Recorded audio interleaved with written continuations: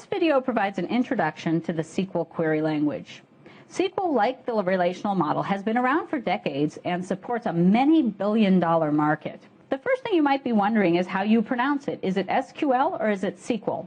My friends in industry tell me that SQL is the in pronunciation, so that's the one I'll be using. Now, SQL is supported by all major commercial database systems.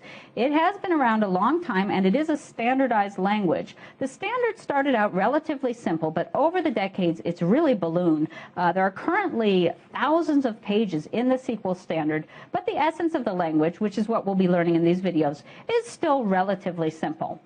We will be learning primarily the SQL 2 standard, also known as SQL 92, along with some constructs from the SQL 3 standard.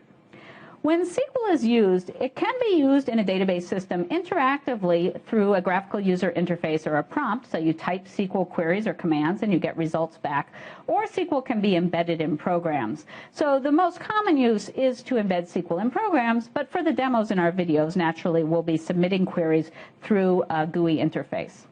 The last thing I wanted to mention about SQL is that it is a declarative language. That means that in SQL you write pretty simple queries that say exactly what you want out of the database, and the queries do not need to describe how to get the data out of the database. The language is also based on relational algebra, and I hope you've watched the relational algebra videos. Now, the declarative nature of SQL leads to the component of the database system called the query optimizer to be extremely important. What the query optimizer does is it takes a query written in the SQL language and it figures out the best way, the fastest way to execute that on the database. Now let's talk briefly about some terminology and the commands that are in the SQL language. There's two parts to the language, the data definition language, or DDL, and the data manipulation, or DML. The data definition language includes commands to create a table. We saw that in a previous video. It also includes commands to drop table and to create and drop other aspects of databases that we'll be learning about in later videos, such as indexes and views. The data manipulation language is the language that's used to query and modify the database. So in the SQL language, the data manipulation language includes, for querying the database, the select statement, and then for modifying the database, an insert statement, a delete statement, and an update statement. There are many other commands in SQL for indexes, constraints, views, triggers, transactions, authorization, all of which we'll be learning about in later videos. For now, let's just take a look in a little more detail at the select statement, which is really the bread and butter of the SQL language, and it's what we use to query the database. So the select statement consists of three basic clauses. There's the select clause, the from clause, and the where clause. And the best order to think of these actually is first the from clause, then the where, and then the select. And just the basic idea is that the from identifies the relations that you want to query over.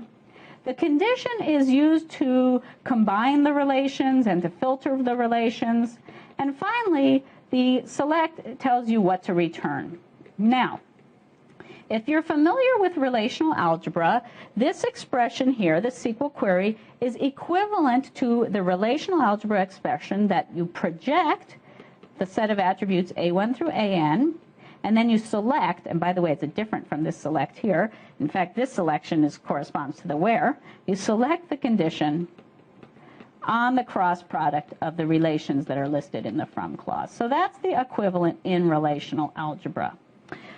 And the last thing I wanted to mention is that, as you know, relational query languages are compositional. That means when you run a query over relations, you get a relation as a result. So the result of this select statement is a relation.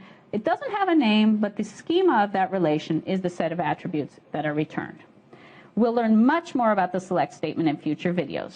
In conclusion, the SQL language is very prominent. It's supported by all major commercial database systems. It's been standardized over time. It can be used through programs, can be used interactively, and it's a declarative high-level language whose foundations are based on the relational algebra.